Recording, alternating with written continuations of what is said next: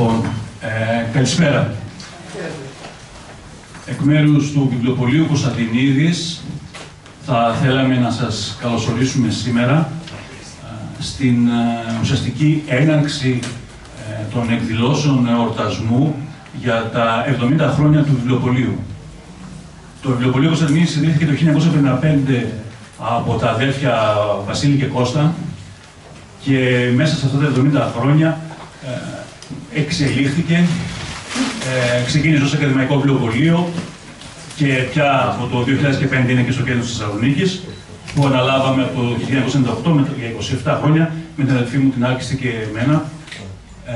Και το βιβλιοπωλείο αυτό προσπαθεί να εξελίσσεται και να τηρήσει μια παράδοση 70 χρόνων. Και φέτος για μας είναι μια πολύ σημαντική χρονιά. Θεωρώ και για την πόλη, γιατί ο Κωνσταντινίδης μεγάλωσε και ενηλικιώθηκε μέσα από την ενηλικίωση της Θεσσαλονίκης.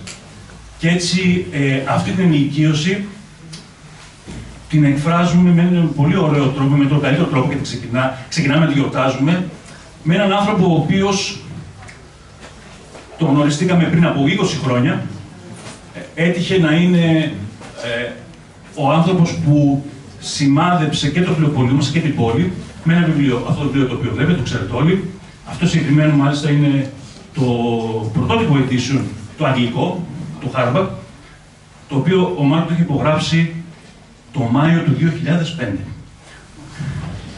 Στο βιβλιοπωλείο στην Εγνατία, η πρώτη και η μοναδική εκδήλωση που έκανε το κατάστημα του παραδοσιακού, το κλασικό της Εγνατίας, και ήταν με τον Μάρκ Μαζάουερ. Από τότε το βιβλίο, μεγαλώσαμε αυτό το βιβλίο, μας έκανε γνωστούς, νομίζω, σε όλο τον κόσμο, επαναπροσδιορίσε την ιστορία μας και τώρα πια 20 χρόνια, μπορώ να πω ότι είναι το βιβλίο με τις περισσότερες πωλήσεις που είχαμε ξενόγλωσσο στο βιβλιοπωλείο όλα αυτά τα χρόνια. Έτσι, δεν υπάρχει καλύτερος τρόπος να ξεκινήσουμε αυτόν τον εορτασμό παρά με τον Μάρκ Μαζάουερ, εδώ που τον ευχαριστώ πάρα πολύ που είναι μαζί σήμερα. Με μεγάλη χαρά και τιμή, Μάρκ, και συγκίνηση μπορώ να πω μετά από 20 χρόνια που ξαναβρισκόμαστε εδώ πέρα. Σκοπός της εκδήλωσης είναι να τον τιμήσουμε. Σκοπός της εκδήλωσης είναι να μιλήσουμε και μαζί του, να συζητήσουμε, να δούμε πώς η πόλη εξελίχθηκε μέσα σε αυτά τα 70 χρόνια και εμείς που είμαστε σαν Θεσσαλονικείς μπορεί κάποια πράγματα να μην τα βλέπουμε ή να μην τα συνειδητοποιούμε ή να τα αγνοούμε ή να τα υποτιμούμε ή να τα υπερτιμούμε κιόλας. Αλλά ένας άνθρωπος σαν τον Μάρκ, που έχει ζήσει τη Θεσσαλονίκη και την αγάπησε σαν εξωτερικός πια παλιά και τώρα πια νομίζω σαν από χθες και όλος επίτιμος δημότης της πόλης, και πρέπει να δώσουμε συγχαρητήρια στο Δήμο της Σαλονίκης για αυτό που έκανε στην πρωτοβουλία. Και νομίζω ότι δεν υπάρχει καλύτερος άνθρωπος που να μπορέσουμε να ξεκινήσουμε τον εορτασμό. Γι' αυτό δεν θα πω πάρα πολλά πράγματα, θα προσπαθήσουμε να κάνουμε μια συζήτηση με τον Μάρκ. Θα του δώσω πρώτα τον λόγο. Και μετά, αν θέλετε, θα κάνουμε και μια συζήτηση από εδώ, μεταξύ μας όλοι. Θα χαρεί να απαντήσει κάποιες ερωτήσεις. Να πω δύο πράγματα πριν ξεκινήσω και δώσω το λόγο στο Μάρκ. Ότι η εκδήλωση έχει ένα περιορισμένο χρονικό διάστημα. Καταλαβαίνετε, ο Μάρκ Μαζάουερ έχει ένα πολύ σφιχτό πρόγραμμα. Μπορέσαμε και βρήκαμε μία ώρα περίπου για να μπορέσουμε να κάνουμε αυτή την εκδήλωση. Οπότε 5 και 4, τα λέω ακριβώς και 4, πρέπει να φύγει. Προσοχή, όπως μου έγραψε στο mail, πολύ σάρ. Λοιπόν, θα είμαστε σύντομοι. Θα προσπαθήσουμε να πούμε κάποια πράγματα εδώ πέρα και μετά θα κατεβούμε κάτω για να υπογράψει. Θα πω για την υπογραφή, θα το πω μια φορά, μόνο ένα βιβλίο, όχι παραπάνω, και αν θα έχω εμφαίρωση όχι θα εξαρτηθεί από τον χρόνο και όλα αυτά. Πρέπει να χαρούμε όλοι το γεγονός ότι έχουμε τον Μάρκ Μαζάουερ μαζί μας και να μην κοιτάξουμε να καταχραστούμε την καλή του διάθεση. Εντάξει, Μάρκ, το λόγο σε σένα. Ένα καλωσόρισμα και μετά τα λέμε. Ευχαριστώ πάρα πολύ, αγαπητέ Ευρωπίδη. Ευχαριστώ όλους. Θα μιλήσω λίγο στα αγγλικά, αλλά στα συνέχεια βέβαια μπορούμε να συζητήσουμε στα ελληνικά και ανάμεικτα, ας πούμε. Okay. Thank you all so much for coming. I guess this is a little bit what it feels like to be Mick Jagger, which is not something that a historian normally feels, but I feel it in this city on this visit, and I want to thank you very much for the warmth of your greeting and for being here. I don't want to say very much because I think it's more interesting to have discussion and have questions, just to say what a pleasure it is to be here, to walk around the city, to find the city, in my opinion, thriving, but we can discuss whether that's a false impression or a true one. But just generally to be here, and now to be here in a different capacity than I've ever been before, and I want to thank you for that as well. So, having said that, I'm happy to have any kind of conversation with you about the history and other things, and maybe hand it back to Evripidis so we can have a discussion. Thank you very much. Before we start with the questions, let me, I'll make you the logical question. Okay, how do you find the Salonica developing in all this? Okay, not 7 years, you have been not been here since 1955, but definitely from the years that you've been visiting, which I think this is the decade of 70s that you first arrived in, first visited Thessaloniki. So what are the things that you're seeing as, first as an outsider, let's say, of the city, and then, as now, a citizen. Sorry? Yes, of course, as a citizen. So I first came when I was 3 years old. No, not really. I wish. It's the obvious question, but it's very hard to answer because the city changes oneself, one has different kinds of experiences, and also you live here, but I parachute in for greater or longer time, so my impressions are very superficial. But I think the impressions, the things that I can talk about, the things that I know best about, are connected most closely with my work, which is the attitude to the past of the city's enjoyment of its past, I would put it this way, because often this is presented as though it was a kind of obligation or a duty, but actually I see something different. I see that the city is enjoying its past in a different way to how it was when I first came. There was a sense in the 70s and the 80s that we were still in the Cold War and that the city had a certain role to play in the Greece of the Cold War. And that presented, as we all know, a certain image of the past of the city, and the discussion was around that. But I think that the past is endlessly fascinating. And so when you get told the same thing over and over and over again, you get bored. It's a natural human reaction. And so at certain points in the 80s and the 90s, when I was fortunate enough to be coming for my work, and the book became swept up in this, there was a change. People were impatient and wanted to learn other aspects of this extraordinary city that were obvious to everybody who lived here. And I think that has been a gradual change that goes on to this day. I think in a way the Politistiki Protevousa was a kind of catalytic moment. And that was before the book came out. It enabled the writing of the book because so many new things were produced for that and in the aftermath of that. And new institutions, new museums, new educational programs at the university and the schools. So that I see all this developing and continuing to develop. And I was in the history department at the university yesterday, and we were chatting with the students about their projects. People were doing research that would have been inconceivable in Thessaloniki 30 years ago. So this is a very remarkable change. And no doubt we'll talk about the metro and how that changes the history of the center. I think that also will profoundly change people's, in fact, maybe it's already changing people's sense of the city because it attracts such interest. But that would be where I would start, where I feel I could say something that I know about with some certainty. Θα κάνω μια πολύ ελεύθερη μετάφραση για όσους δεν καταλάβανε και το συγκεκριμένο. Νομίζω ότι αυτό που έδωσε έμφαση ο Μάρκ Μαζάουερ για την αλλαγή που είδε είναι πως η πόλη πια προσεγγίζει το παρελθόν της. Το προσεγγίζει με έναν πολύ διαφορετικό τρόπο και το απολαμβάνει πολύ περισσότερο από ό,τι στο παρελθόν, από ό,τι στα προηγούμενα χρόνια. Και αυτό για τον ίδιο είναι μια πάρα πολύ σημαντική εξέλιξη και υποδείχνει και μια σημαντική εξέλιξη για την πόλη. Αυτό και από όλες τις ηλικίες, και από φοιτητές και όχι μόνο. Και φυσικά βρίσκεται στη Θεσσαλονίκη ότι έχει εξελιχθεί πολύ, ακόμα και η πρόσφατη προσθήκη του μετρό σίγουρα πάρει την πόλη πιο μπροστά. Θα ήθελα, αν θέλατε, κάποιος να κάνει μια πρώτη ερώτηση και θα το κάνουμε ένα λάξ, ώστε να μπορέσουμε, έχουμε ακόμα χρόνο για να κάνουμε κάποιες ερωτήσεις. Αν θέλει κάποιος να κάνει μια ερώτηση στον κύριο Μαζάουερ. Ναι, κύριε... Νομίζω ότι δεν χρειάζεται. Μπορώ να αναμώσω τη φωνή παρόλη τη μάσκα.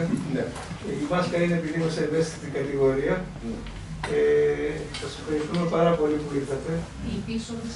Ναι. Ευχαριστούμε πάρα πολύ που ήρθατε. Παραβλέπω το αν γνωριζόμαστε ή όχι. Έχουμε γνωριστεί μέσω κοινών φίλων της κυρίας Μόρχορ και άλλων.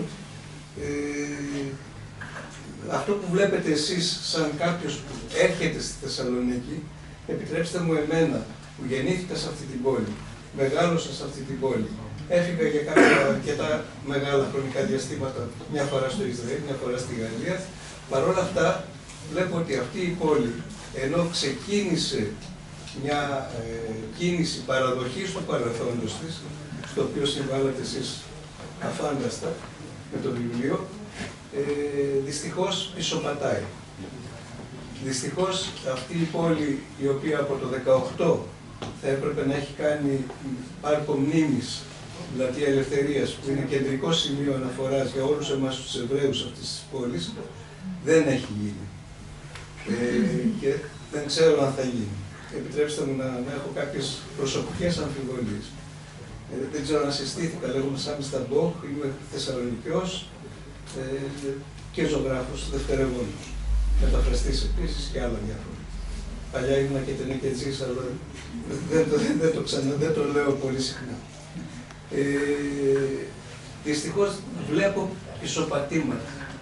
Βλέπω ότι αυτή η πόλη, οι ηθήνοντες αυτής της πόλης, φοβούνται το παρελθόν της. Φοβούνται το πολυπολιτισμικό παρελθόν και ιδιαίτερα το εβραϊκό παρελθόν αυτής της πόλης.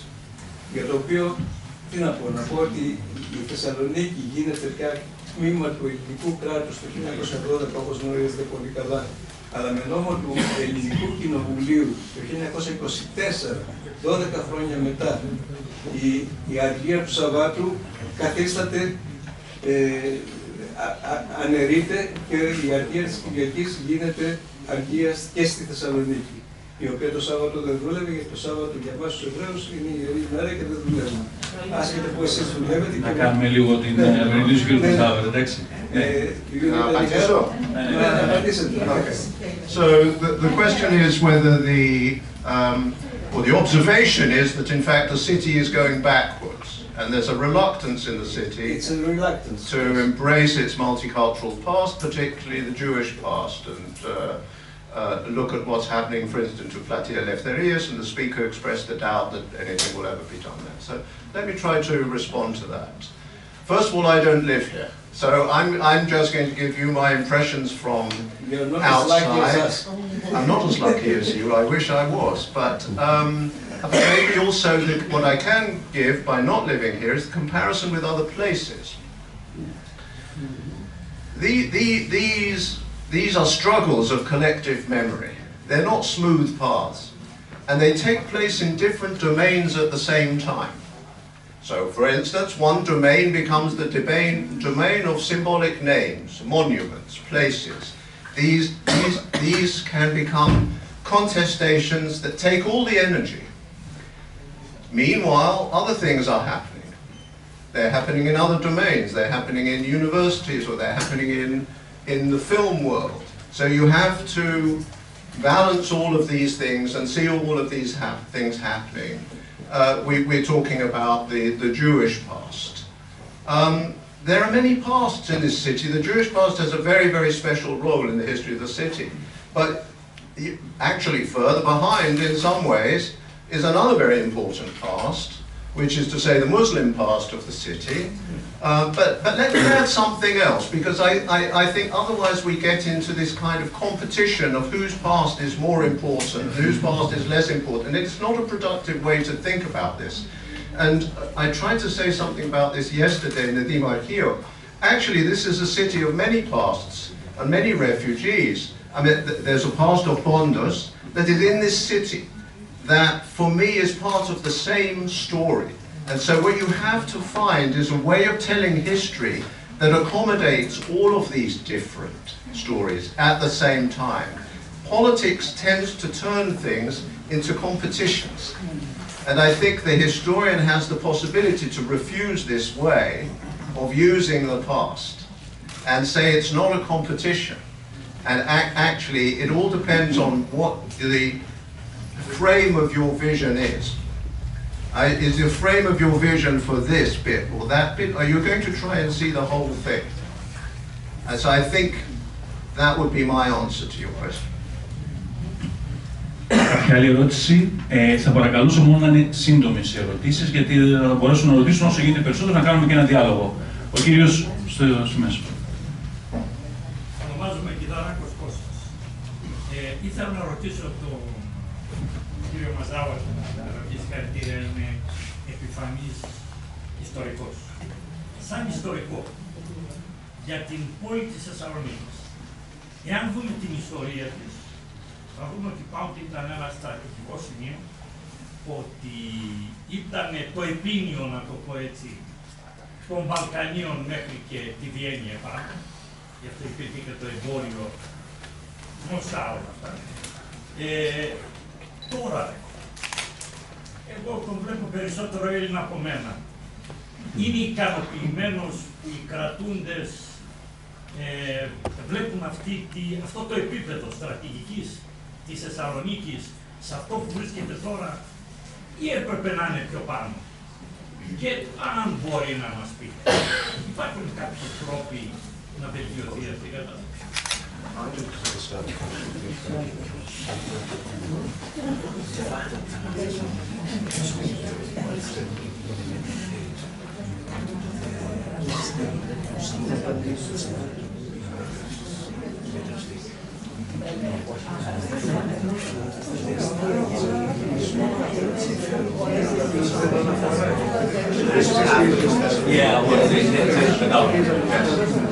Well, if I understood the question correctly, could Thessaloniki be better treated? Right. When did we not complain that Thessaloniki could be better treated? And actually, let me tell you something. This didn't start in 1912 or 1913. The Ottoman leaders of Thessaloniki had exactly the same complaint vis-à-vis Istanbul. Okay, why are we the second city? Why are we not being better treated? Thessaloniki seems to have this geographical fate, which is very interesting and inexplicable, to be the second city. There may be certain advantages to being the second city, as well as disadvantages, but it has this fate. And I'm not going to say whether that's ever going to change, but that's a very important part of trying to understand the history of it. So I think there will always be the feeling that the capital does not understand, that the capital is overlooking, and I'm sure that's true. The question is what you can do about it, and that's not for me to say. Νομίζω καταλάβαμε, δεν χρειάζεται να κάνουμε μετάφραση έτσι. Λοιπόν, παρακαλώ κάποιος, η κυρία εκεί πέρα.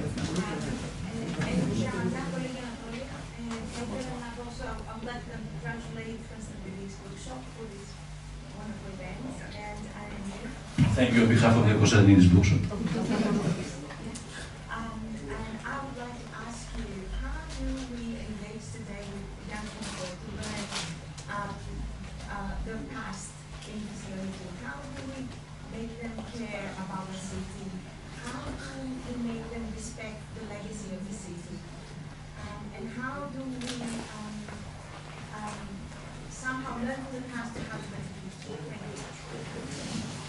Actually, if I may return to I will come to this, if I return to the previous question, of course there was an Ottoman solution to the problem of the Thessaloniki being the second city, which was found in 1908, which is when they initiated a revolutionary movement to take over Istanbul and exile the Sultan to Thessaloniki.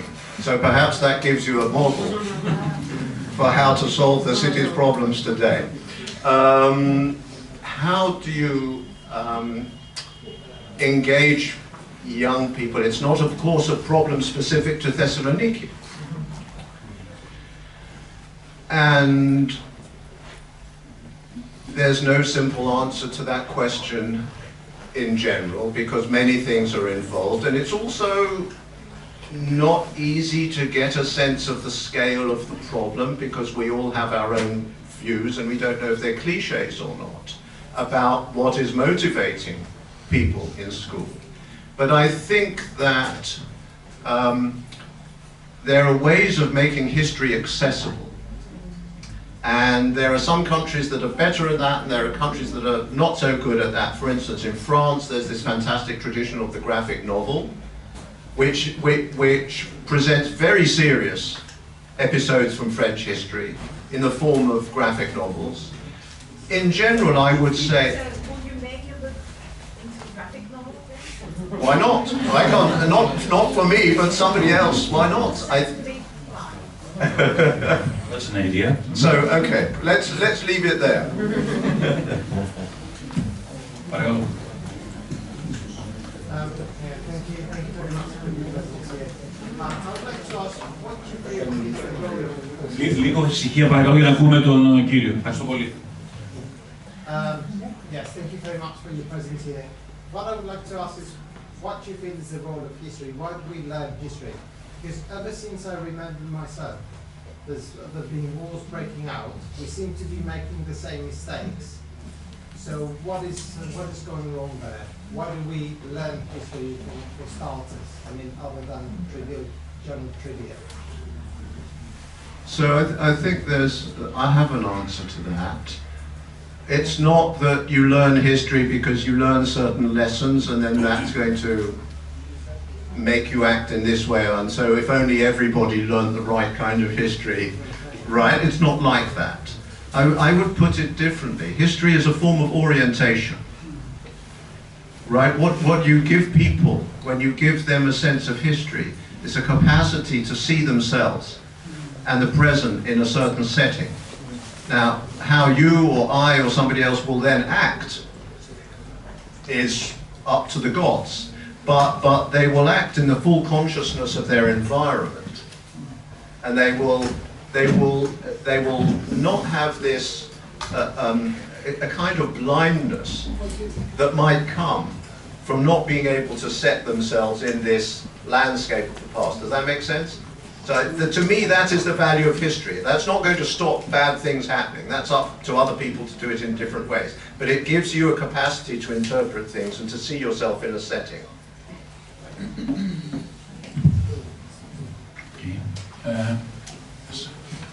As a historian, what was your motive to study this time period and this city?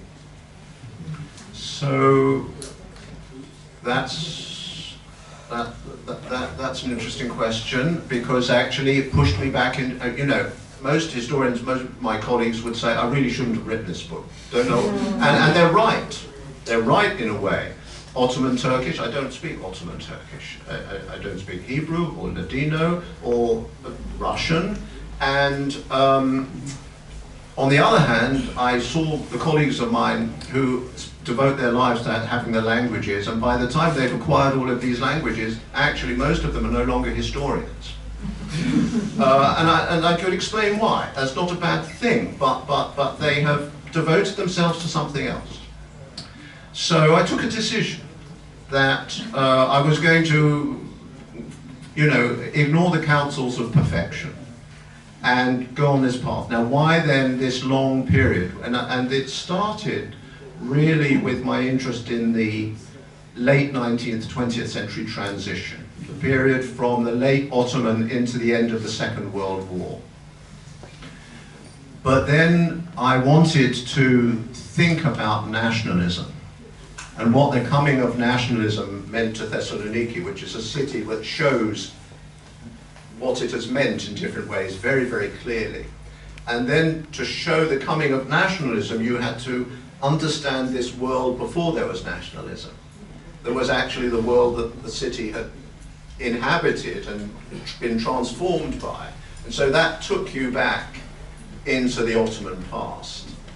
And so the real reason is, why did I start in 1430, whereas I did not go back into the Byzantine and so on?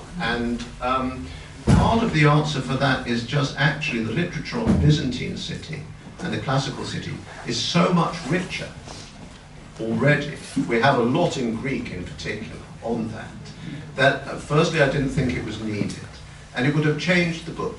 Whereas I thought this city, the Ottoman past, is unknown to most people, and that would be a contribution, and also unknown to me. And then when I write books, I primarily write them out of curiosity to learn something that I don't know. So that's how it came about. Thank you. Λοιπόν, μία τελευταία ερώτηση.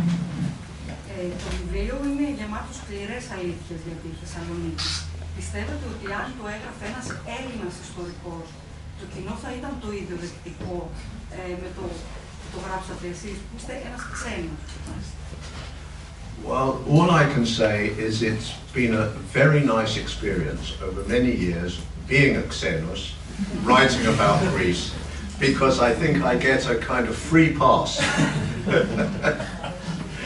And I'm allowed to do things because everybody is so happy that a xenos is writing about. Can't quite believe why you are, and I can't quite believe why everybody is so surprised, because it seems to be obvious that anybody in a very rainy, cold country who wants to be a historian should really not be specializing in Germany or Russia or somewhere with a bad climate. They should be writing the history of modern Greece. And so that was always obvious to me that I would want to do that. So I just feel very grateful to have had this acceptance, actually, to do this. To give you an idea of why we are so, let's say, adored here, is the fact that 20 years, nobody else wrote something about Thessaloniki in such an extent, I mean, from outside Thessaloniki, that was so right to the point, let's put it this way, to a period that was, some people didn't know what exactly happened at that time. So I think that's one of the big successes of this book. I mean, all these years, whenever they ask for a book about the history of Thessaloniki, that's the only book that's coming. Well, people were starting to write. There were people writing here, there were people writing about the Greek past, there were people writing like Rena, Morgo, writing about the Jewish past. But what you can say is that two things I think that, first of all, I come out of a British tradition that believed that you could do serious history and at the same time write in a quasi-literary way. And the two things were not opposite. That's still not such a common tradition in Greece, even now. So the things that people write are epistimonika, and we know what that means. That means they're difficult to read, okay? That has sort of broken down a little bit in England. And the second thing is that coming from England, and from my own particular background, I had a very strong sense that the history of the city that I wanted to tell lay in the interaction between these different religious communities. And it was, the framing was that. It wasn't to do one or to do the other. It was to do, as I say, the idea was what went on within these walls. Very simple, right? If you think about it like that, and that was the framing of it, just what went on within these walls. But that was very simple, but it was much easier to see that if you were not from here, I think. Okay, so it is May 2005, and we're hearing about a new book that has just come out, and also that the author is coming in Thessaloniki to have an event in Olympium. Yeah. And είναι η πρώτη φορά που ουσιαστικά επικοινωνούμε με τον Μάρκ Μαζάουερ και του λέω να έρθετε για ένα signing για αυτά. Καινούργιο βιβλίο, μόλις έχει βγει, Θεσσαλονίκη, ήδη υπάρχει ενδιαφέρον, αλλά λίγοι το ξέρανε. Και τότε στην Εγνατία δεν είχαν μαζευτεί και πάρα πολλοί κόσμος, η αλήθεια είναι, στο κατάστημα για αυτό το βιβλίο. Συναντιόμαστε, γίνεται το signing. Θυμάμαι ότι ο Μάρκ είχε κάτι στο πανεπιστήμιο και αυτό είναι το πρώτο δώρο σε εσένα. Είναι εδώ πέρα που υπογράφει το 2005 στην Εγνατία και είναι το πρώτο δώρο από εμάς σε εσένα, έτσι να το έχεις αναμνηστικό. Είναι μια πολύ σημαντική στιγμή. Και στο επίσημο κομμάτι θα το δώσει την πλακίδα, θα τη δώσει η αδελφή μου, η άκιστη. η οποία την ετοιμάσαμε, είναι κάτι το οποίο για μας είναι πολύ σημαντική, μια σημαντική στιγμή, γιατί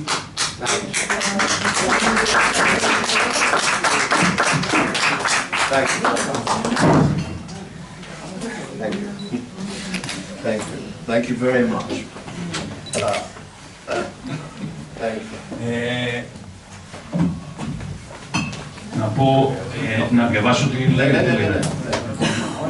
Presented with appreciation to Márk Μαζάουερ, your immense contribution to the history of this bookshop will forever be remembered. Your emblematic book has saved the history of our city and introduced it to the rest of the world. Thank you for the lasting impact you have made on our hearts and minds. With respect and gratitude from the Κωνσταντινίδης family, the Κωνσταντινίδης bookshop. Λοιπόν, κάπου εδώ δηλώσουμε την κυρία εκδήλωση. Παρακαλώ.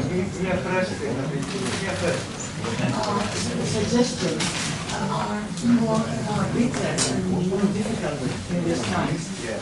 I really wish that this book should be studied, and I think should be studied in school. That's all the phrase that I wanted to say. Thank you. You're absolutely right. Λοιπόν, όπως είπαμε, ο κύριος Μαζάουερ θα υπογράψει κάθε βιβλία, ένα βιβλίο ανά άτομο, παρακαλώ, συντεταγμένα. Ευχαριστούμε πάρα πολύ.